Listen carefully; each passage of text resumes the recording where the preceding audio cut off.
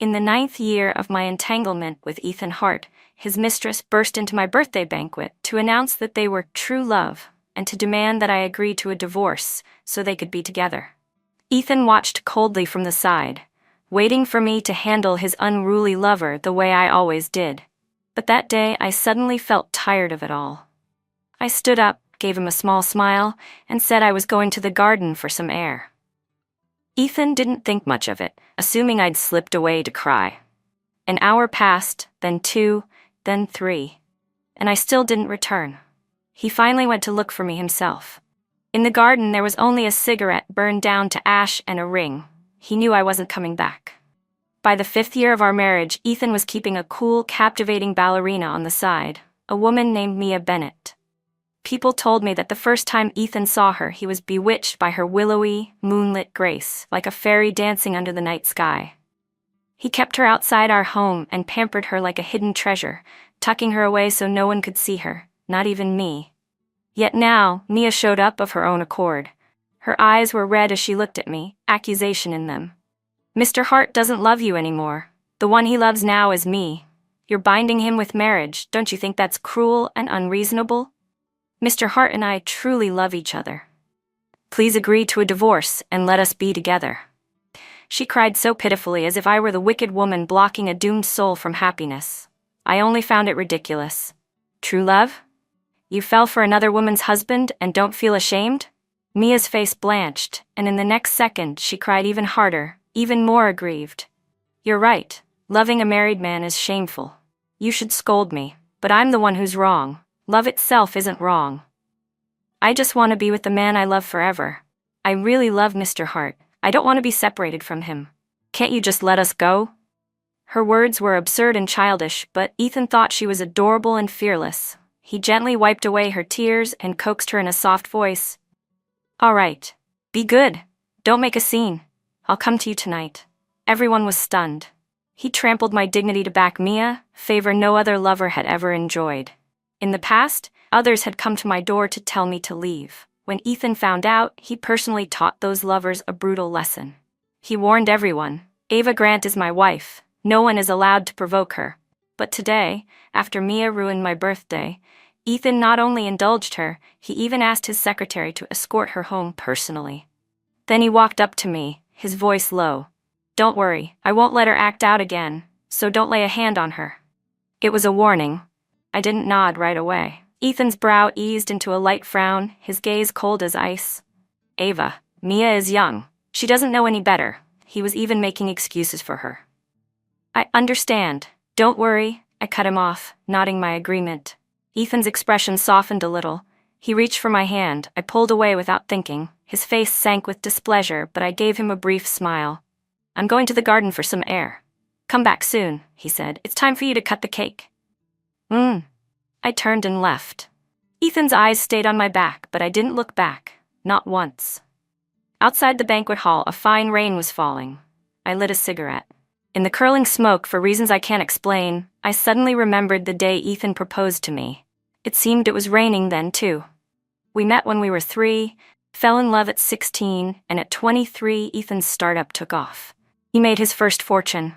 That day, Ethan got down on one knee before me and proposed. His hand trembled so much he could hardly hold the ring. I lowered my eyes to look at him and asked only one question: "Will you always love me?" He swore with complete certainty, without a trace of hesitation, forever. I believed him. In that moment, his words were true. But true hearts can change. When I was 27, Ethan was already keeping a young and beautiful woman outside. When I found out, he knelt before me, crying, begging me not to divorce him, promising he would change. But once there is a first time, there will always be a second, a third, a fourth. Until now, he doesn't even bother to hide it anymore. And I no longer bother to make a scene. After enough fights, clarity comes. Just like with Mia. Ethan treated her differently, even warning and threatening me on her behalf. 3 years ago, those words would have shattered me, leaving me sobbing with a broken heart. But now, all I felt was exhaustion and disgust. Because I knew better than anyone that Ethan would never divorce me for Mia. It wasn't about feelings. It was because, after so many years of marriage, our interests were too deeply tied together. Divorce would bring him no benefit, only harm. He wouldn't do it, and he was certain I wouldn't either. After all, I had brought up divorce more than once over the years, but every time it fizzled out. At first, it was because of love. Later, because of pride. But whatever the reason, I endured. By all logic, I should be used to this by now. Yet this time, I suddenly felt fed up. I didn't want to keep playing this charade with him anymore. Ash slipped from my cigarette and burned my fingertips, making me flinch. Just then, Ethan's assistant came up beside me and whispered, "Mrs. Hart, Mr. Hart says it's time for you to come back and cut the cake." I was pulled back to myself. After a moment, I stubbed out the cigarette, turned my head slightly, and with a faint smile said, "Tell Ethan I'm not coming back." The assistant passed my words on to him. Ethan's face darkened. The others quickly tried to smooth things over. "Mrs. Hart must just be in a bad mood. Women say things like that when they're upset. Mr. Hart, don't take it to heart. She just needs a little coaxing. Why don't you go and comfort her?" Ethan's expression shifted. He and I had known each other since childhood. No one knew better than him how much I loved him. Today he had asked me to give in to Mia and to coax Mia into leaving. He had promised, "Tonight I'll be with you." That was a mistake. Today was my birthday. He should have stayed with me tonight. He had said the wrong thing. Thinking of this, Ethan looked at his assistant. Was she crying? He knew me well. I had always been a crybaby. Sadness made me cry. Joy made me cry. Even watching a tragic drama could leave my eyes red. I was sensitive, fragile, unable to sleep when upset. He thought surely I had gone outside to cry in secret because of what he said. A faint trace of guilt stirred in his heart. He shouldn't have humiliated me for Mia. He should apologize. But the assistant shook his head. No. Mrs. Hart was smiling. She looked very happy and beautiful. Ethan's eyes flickered with surprise. For a moment he was caught off guard, but soon his face hardened, his voice turning as cold as ice. Then what is she throwing a tantrum for? She's a grown woman, still acting like a child. If she doesn't want to come back, then leave her. The guests exchanged uneasy glances but didn't dare to speak. They could only wait in silence. Yet 1 hour passed, 2, 3, and still I never returned to the banquet hall. Ethan's expression sank into a heavy gloom. He finally rose and went out to the garden. After all, the matriarch of the Hart family, the lady of a wealthy household, had left her own birthday banquet in a sulk over a mistress. It was neither dignified nor gracious, and it gave the guests plenty of gossip and laughter at our expense. When Ethan thought about seeing me again, he was determined to scold me. But when he reached the garden, it was already empty. The sharp sound of rain filled the air. By the trash bin lay nothing but a cigarette burned down to ash and a ring. Ethan's heart trembled. That ring was the silver band he had once used to propose to me.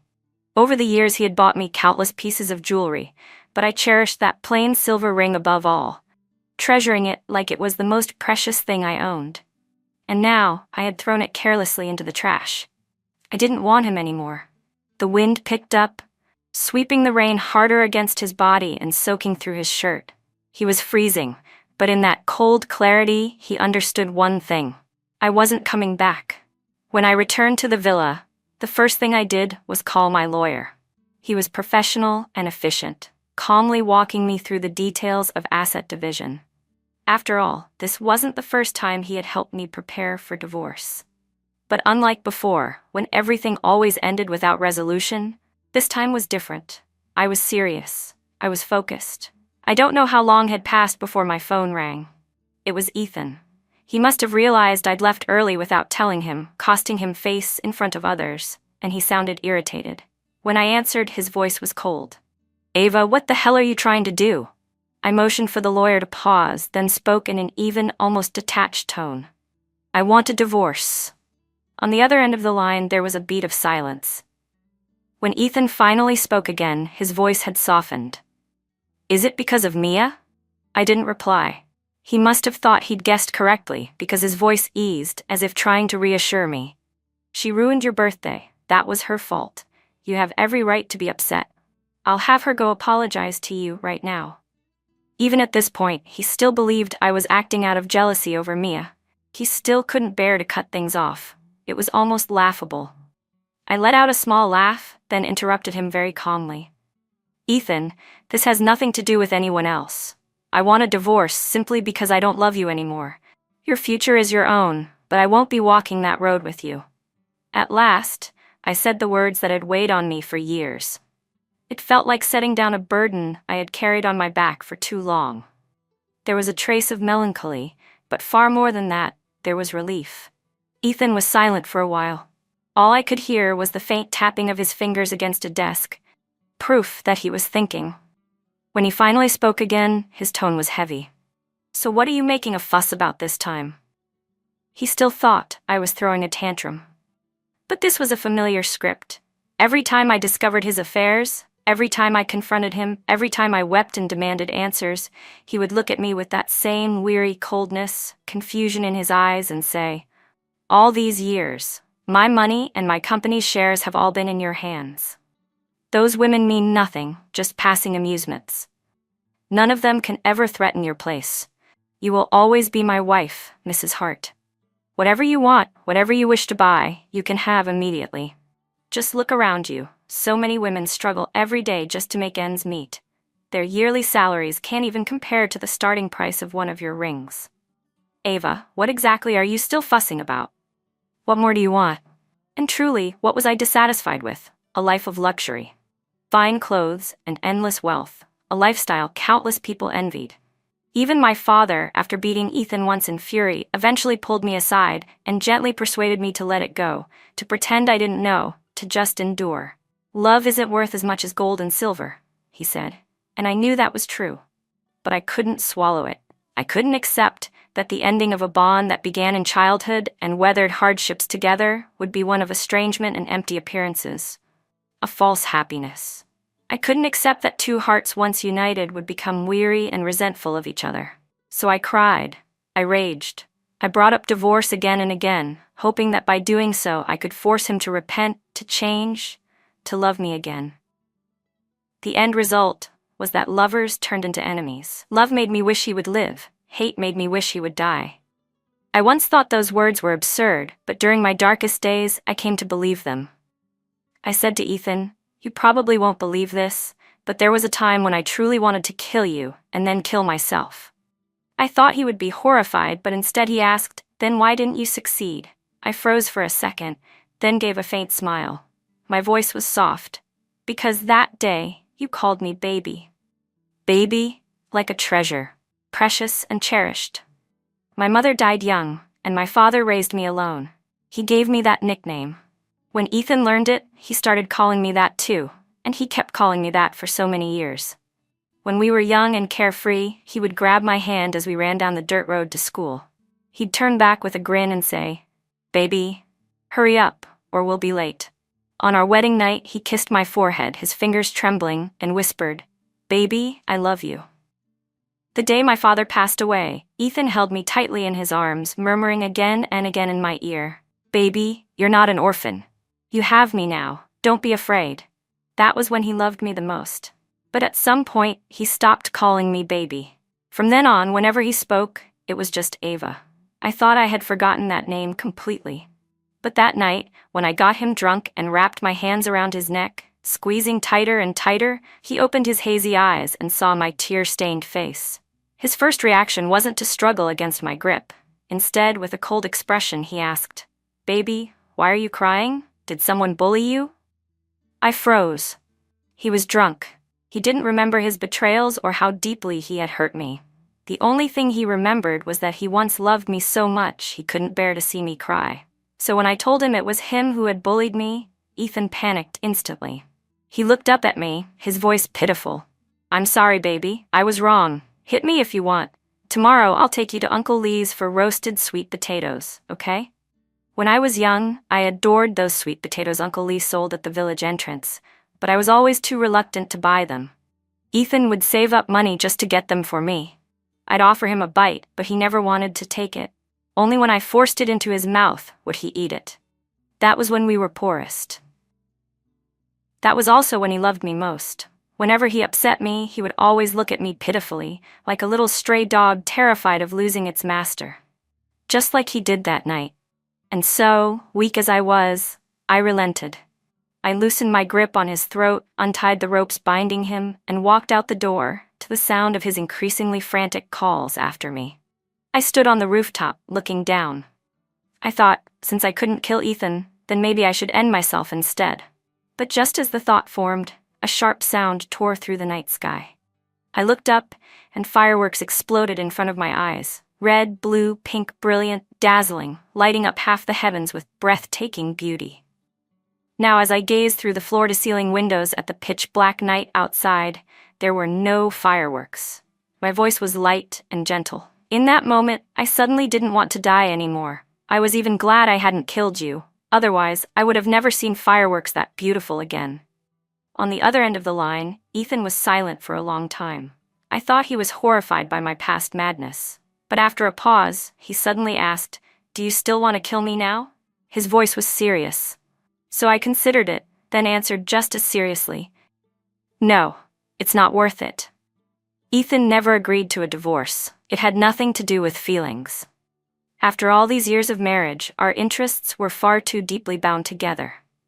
For him, divorce would be nothing less than a devastating upheaval, and the division of assets would even affect the company's listing.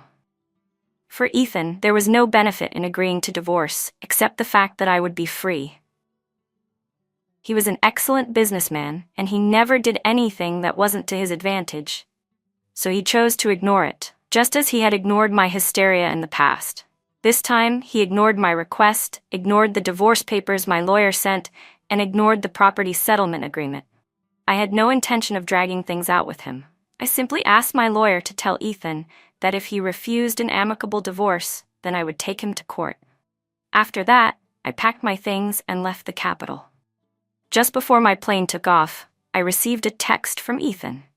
"Ava, you know this is the most critical time for the company's IPO.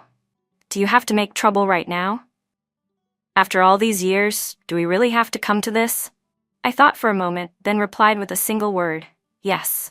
The plane carried me to Iceland, where the Atlantic and the Arctic Ocean meet. I stayed in a seaside town, where opening the window gave me a view of the vast sea. South of town, nestled among green fields, stood a small red house. Only then did I realize it really existed. The breeze swept through the grass, making the blades sway. It was beautiful. I joined a tour group. The guide was a reserved woman, but skilled and precise in leading us to taste local foods and visit historic sites. In the group was a young couple, affectionate and inseparable every day. I once saw the boy secretly practicing his proposal over and over, from clumsy to polished, taking 3 whole days to perfect it. Finally, in a Roman temple under a rain of rose petals, he proposed, "Jiao Jiao, will you marry me?" Even after so many rehearsals, his words came out less fluent than the first time, awkward, trembling but sincere. "I will," the girl answered, her eyes red as she accepted the ring. Amid cheers and applause, she threw herself into his arms, and the two embraced tightly beneath the falling petals, as if they were holding the entire world. On the way back to town, the boy went to gather their belongings while the girl sat next to me. She touched the diamond ring on her finger with such care, then suddenly noticed the faint mark on my ring finger. She blinked and asked softly, "Sister, are you married?" "Yes." The girl was outgoing. Learning that I was married, she grew curious. "How old were you when you got married?" "I just started working. Do you think it's too early to say yes to him?" Her eyes shone with dreams of the future, admiration for the man she loved, and also uncertainty, afraid of choosing wrong, afraid of stepping onto the wrong path. Unlike me, so young and naive back then, charging straight into marrying Ethan, thinking love could conquer all. Only later did I realize that all the obstacles were because of love. Marriage had brought me nothing but endless wounds and countless tears. My marriage was undoubtedly a failure, so I had no right to offer her empty platitudes or love advice. I only told her, "I married at 23, now I'm 32 and preparing for divorce. To me, marriage has nothing to do with age. If you love someone, be with them. If you don't, separate. Keep it pure and simple." The girl nodded, half understanding, then cautiously asked, "So you're divorcing because you don't love him anymore?" I smiled and nodded. "Yes, we've grown weary of each other." On the 7th day after I left, Mia had just finished a performance when Ethan came to pick her up himself. On the way home, Mia scrolled through short videos and suddenly a voice came through the screen. I'm married at 23. Now I'm 32, and preparing for divorce. Sister, is it because you don't love him anymore that you want to leave? Yes, we've grown weary of each other. Ethan's whole body trembled. He turned, but couldn't see the woman's face in the video. Yet he knew it was me, Ava. I had said I didn't love him anymore. I had said I was tired of him. It was laughable, absurd. Ava's mother had died early and her father had passed away just months ago. Aside from him, she had no one left in this world. She couldn't leave him. Even though she had brought up divorce more than once over the years. But Ethan knew very well, the one who truly couldn't bear to divorce was him. He couldn't let go. More than anyone, he cared about having a home of his own. In his mind, all the fights and divorce threats were just my way of drawing his attention. How could I possibly not love him anymore? That's what he told himself. But deep inside, unease and gloom spread like a tide. He desperately wanted reassurance from me. So he pulled the car over, ignoring Mia's puzzled look, and took out his phone to send me a message. But when he opened the chat, he saw that his last text, asking when I was coming home, was still unanswered. Instead, he found my reply online, instructing him to let my lawyer handle everything and not to bother me again. After hesitating a moment, he decided to ask me where I had gone. The response came back as a red exclamation mark. I had blocked him. Ethan's fingers trembled, and suddenly his chest felt hollow.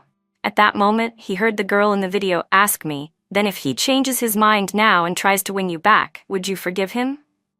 No, I answered gently, without a trace of hesitation. Ethan's hand clenched around his phone until his knuckles turned white. Lies. Ava was lying. How could she not forgive him? She had loved him so much, he refused to believe it. The day I returned home, Ethan came to the airport to pick me up personally. Tall, handsome, and composed, he walked toward me carrying a massive bouquet of roses, drawing admiring stares from the crowd. Ava, welcome back, he said warmly. I didn't respond. His brows knit slightly, but then he naturally took my suitcase from my hand. Baby, don't be difficult, all right? He called me baby. If it had been in the past, I might have softened, but now it only left me confused. I couldn't understand what game he was trying to play. When he opened the car door, I saw Mia sitting inside. My brows furrowed lightly. Ethan quickly explained, Ava, I know you're still angry. Mia ruined your birthday, so I brought her here to apologize. Mia lowered her eyes pitifully. I'm sorry, sister, it was all my fault. Please don't be angry at Mr. Hart anymore, all right? I sat in silence, watching this ridiculous act without saying a word. Ethan reached out as if to take my hand, but I pulled away. He sighed helplessly, then compromised. If you don't like her, then I'll end things with her, okay? Mia's face went pale, her eyes wide with disbelief as she stared at Ethan. But I refused flatly. No need. Young people have their own advantages. Ethan froze. What do you mean? Before he could finish, a boy suddenly knocked on the car window. When he saw me, he slipped right into the seat beside me and took my hand, intertwining our fingers. Sister, how could you leave me behind? I hadn't spoken yet when Ethan's expression darkened, his gaze fixed coldly on the boy's hand, clutching mine. This is, the boy glanced at Ethan, then at me.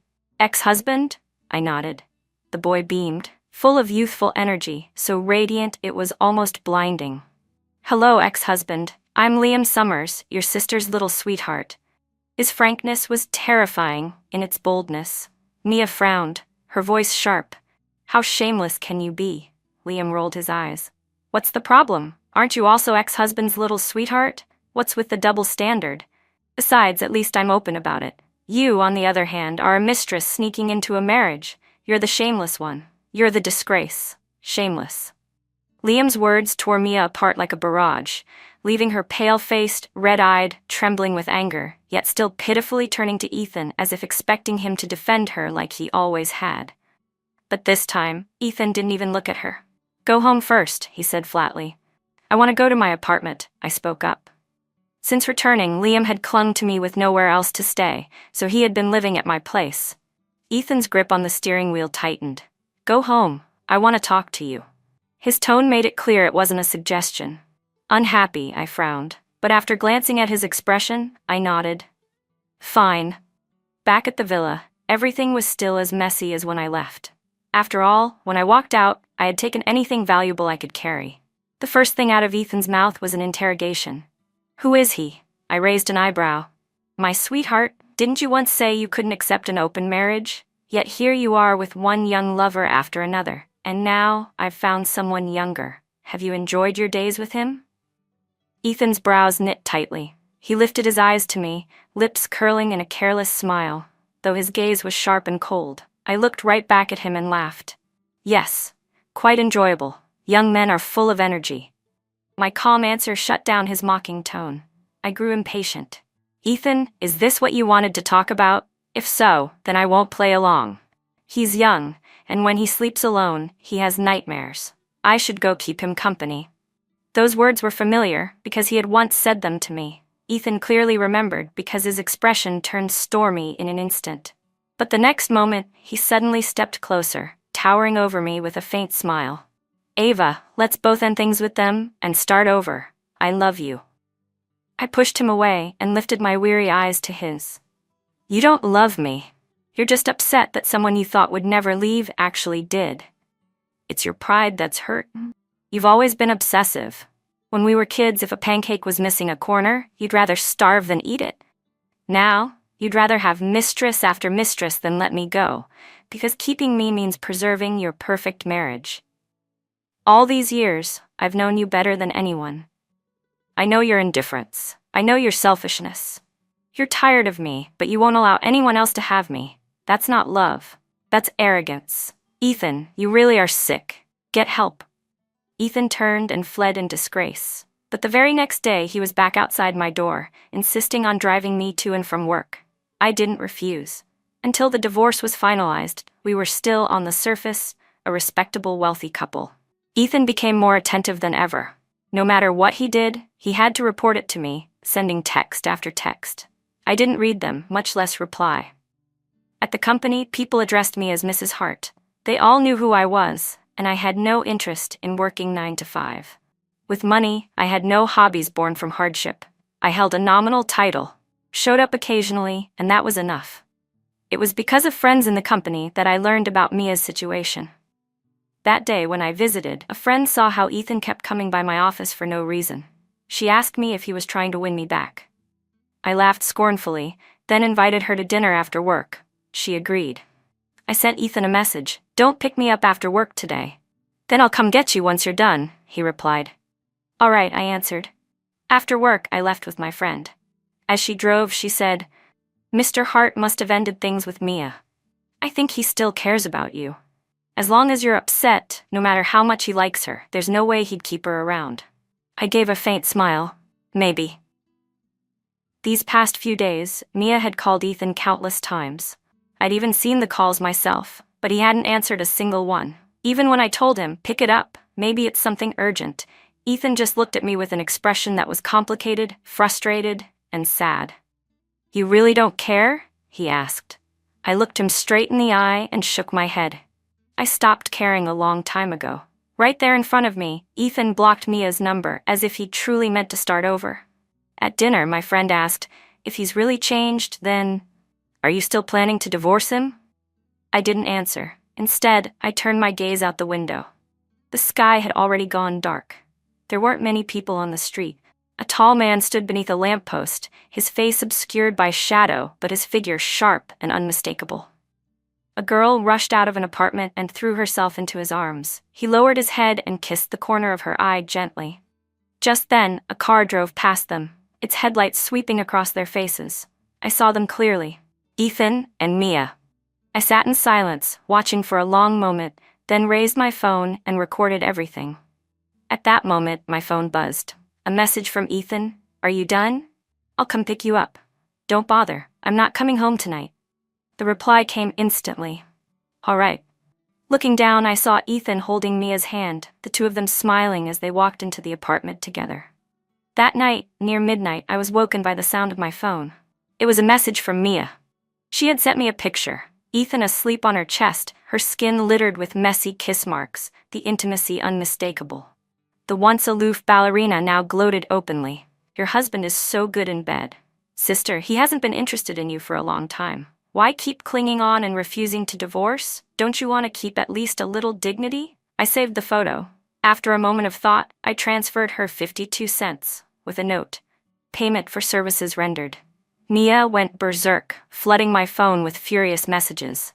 I didn't read a single one. Instead, I forwarded the photo to my lawyer. Use this proof of infidelity to get me a larger share of the assets. The lawyer replied almost immediately. Don't worry, Miss Ava. The next morning, when I went downstairs, Ethan was already waiting at the door. Good morning, Ava, he said cheerfully. His energy was bright, the kind of glow that comes after satisfying lust.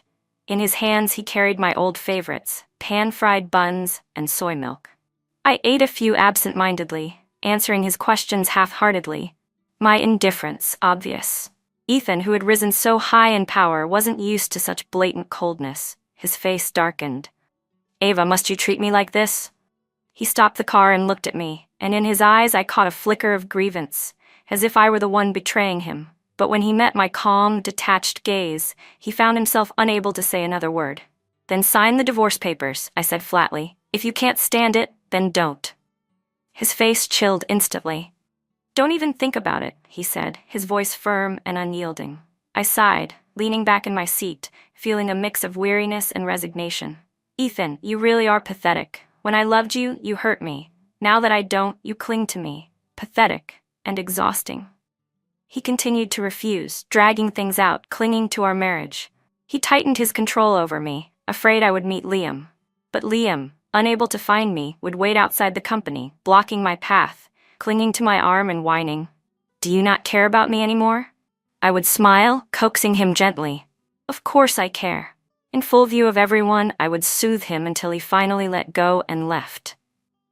When I turned around, I saw Ethan standing far off at the entrance of the company, watching me. I didn't know how much he had seen, but he said nothing, only turned and walked away alone, as if sulking. I didn't care. It rained that day, and the weather was chilly. I went home alone. Not long after I arrived, Ethan came in and pulled me toward the dining room. Didn't you say you wanted lamb soup from the south side of the city? I bought it for you. His hands were icy. When I looked at him, I realized he was completely soaked, his face pale from the cold. Yet his eyes were filled with expectation, almost pleading. I took one sip of the soup and set the spoon down. It tastes a little gamey. You drink it. I turned to leave, but he grabbed my wrist. Because you like it, I went out of my way to buy it for you. I spent 2 hours looking for that food stall. It was raining, and they didn't even have a canopy, so I had to stand in the rain waiting. But you took one sip, and you didn't even ask how I was. Ava, what's wrong with you? His fingertips trembled, and his eyes were clouded with confusion. You weren't like this before. So what? I met his gaze calmly. I stopped loving you a long time ago.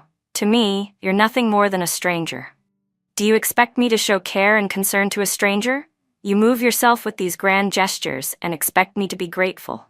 Isn't that ridiculous? My words seemed to crush him. How could you not love me? I already looked into it. Liam is just a friend. There's nothing between you. You're only using him to provoke me. In your heart, you still care about me. Ava, baby, you love me, don't you? He lowered his eyes, watching me carefully, his gaze filled with fragile hope. But I noticed his hand clenching so tightly his knuckles were white, as if my answer were his final lifeline. I smiled faintly and cut off his last hope. Right now, he's just a friend. Life is long. One day I'll meet someone who will walk with me forever. I'm afraid of loneliness. After my father died, more than anyone, I longed for a home of my own. I never planned to live out my life alone. I will have a partner. A man or a woman, it doesn't matter. Ethan's eyes turned bloodshot. Why can't that partner be me? It can't. I didn't hesitate. He went pale instantly, but I ignored him. I gave him a small smile, then turned and left without once looking back. Not long after, Mia came to me, holding a pregnancy report. Compared to the cold, ethereal beauty she'd once been, she now radiated a sultry charm, steeped in passion and desire, more alluring than before. No wonder Ethan couldn't bear to let her go. Who would willingly abandon such a flower? Mia told me she was pregnant. She said Ethan was only being kind to me because he wanted me to accept this child. After all, I couldn't have children. I lifted my eyes to her. Ethan told you I couldn't have children? Of course, Mia sneered, her tone taunting. Ava, everyone in our circle knows you can't conceive. It was true that in the 3rd year of our marriage, when I was 3 weeks pregnant, I discovered Ethan's affair. During our fight, I lost the baby. After that, I never became pregnant again. People whispered that my body had been damaged, that I was barren. Behind my back, many secretly tried to help Ethan, offering him women, offering him promises. I took a calm sip of floral tea, smiling serenely without the slightest trace of anger. It's not that I can't have children, I just don't want to have them with him. Because he doesn't deserve it. If you want to bear his child, that's your shame. Don't drag me into it. And if he wants a divorce, I'll be more than happy to oblige. It's him who doesn't want to, not me. But you two really do make a perfect pair, one shameless, the other even more so. Mia's face flushed red, her voice sharp as a knife. Ava, he loves me. You're nothing but an old woman. I lifted my hand and threw the floral tea straight into her face. Rising to my feet, I looked down at her dripping, bedraggled state like a drowned rat. My tone was cool and steady. Since you're so certain of his love, then hurry up and convince him to sign the papers. Stop coming here to bother me. Mia, I'll be waiting for your good news. Unfortunately, Mia wasn't useful. She stormed into the house, brandishing her pregnancy report, and told Ethan she was carrying his child. Her face carried the tender glow of a first-time mother. But Ethan's first reaction was to look at me. Ava, this was an accident, he said. The same line, every time. But this time it stunned Mia. Only a moment later did she snap back, clutching Ethan's arm. Ethan, you clearly said you wanted a child with me. You even said you hoped the baby would be as beautiful as I am. How can you call this an accident? This is our love's creation. Tell me you love me. You're tired of Ava already. Why won't you divorce her? What can she give you? I love you. We're about to have a child. Why won't you marry me? Ethan's expression was ice. He lowered his gaze to her and said, Get rid of it. Mia instinctively clutched her stomach, eyes wide with grief. No, I won't. This is our child. How can you be so cruel? She was beautiful even in tears, pitiful and delicate. But Ethan's gaze lingered on her belly without a flicker of feeling. Don't make me say it a 3rd time. Get rid of it. Mia screamed, clapping her hands over her ears as if refusing to hear such cruel words from the man she loved. The two of them were at an impasse. I glanced at the hidden camera I'd set up, watching this whole performance coldly from the side. Finally, Mia collapsed from exhaustion and fainted. Ethan had her sent to the hospital. He turned to me. I'm sorry, Ava. I'll handle this, I promise. I froze for a moment, then laughed. No need, I don't care. Silence filled the room. Ethan stared at me, his eyes black as a storm, the corners tinged red with fragility. You don't care? He seemed wounded by my indifference, his voice shaking. I held his gaze, unflinching, until he instinctively grabbed my wrist. His fingers trembled violently. How can you not care? You should be sad. You always cried so easily. Why aren't you crying now? Ava, baby, don't look at me like that, please. His voice faltered at the end, pleading. In that moment, he seemed to crawl in the dirt, desperate for my pity. But I only felt the dirt was filthy, and he was filthier. Should I care? We're getting divorced. Whoever you have children with, however many, it has nothing to do with me. Ethan, I really don't love you anymore. Looking at him teetering on the edge, I smiled. We've known each other for so many years. Let's at least leave each other some dignity. Sign the papers. At last, Ethan signed. He had no choice. Then Mia, in her desperation, leaked her pregnancy to the media. Overnight, our marital scandal became a public spectacle. The stock market wavered, and shareholders grew restless with fury. Ethan didn't want to risk being sued again, and with his affairs now known to everyone, my lawyer fought hard for me and secured the greatest possible share, 70% of all the assets. The lawyer later told me it should have been 60%. The extra 10% was something Mr. Hart himself gave up voluntarily. I smiled and accepted it without hesitation. The day we walked out of the Civil Affairs Bureau, it was raining. Maybe I was destined to be tied to rain. Every important moment of my life seemed to fall on a rainy day. The day of our engagement, our wedding, the day I discovered his first betrayal, the day I decided to divorce him, each one in the rain. And now the day our divorce was finalized was the same. Fine drizzle fell sharply from the sky as Ethan stood beside me. "Let me give you a ride," he said softly. I shook my head. "No, someone's coming to pick me up." Right after I spoke, Liam appeared, pushing his way between us with an umbrella. "Sister, I'm here. It's cold, wear an extra coat, you've caught a little cold already," he fussed as he draped a jacket over my shoulders. I accepted it calmly, then stepped under his umbrella. Just then, the rain stopped. I lifted my head. The heavy clouds were chased away by a blazing sun, scattering the gloom. Bright, clean light poured down, warming the chill left behind by the storm. I smiled, turned back, and waved at Ethan. "Goodbye. The skies have cleared. Goodbye, shadows." On the day of the divorce, Ethan stood rooted to the spot, watching me walk farther and farther away under an umbrella with another man. He could still faintly hear the boys' lively chatter. I smiled helplessly. But in my eyes there was relief, true, unguarded ease he hadn't seen in me for years. The truth was, he had always known Liam wasn't really my lover. Ava wasn't capable of that. Once I had tried, bringing a boy close, pretending intimacy, but the moment Ethan saw his face, he didn't care. The boy had looked too much like him. I couldn't let go. I couldn't take that final step. Unsurprisingly, that ridiculous charade lasted less than a month before ending. After that, I never strayed again. Drunk one night, Ethan once confessed this to a friend. His friend froze, then laughed bitterly. "Maybe she doesn't love you, Ethan. Maybe she just isn't as shameless as you. Keep this up, and one day you'll lose her for real. Don't regret it then?" What had he replied back then? Ethan thought hard and remembered.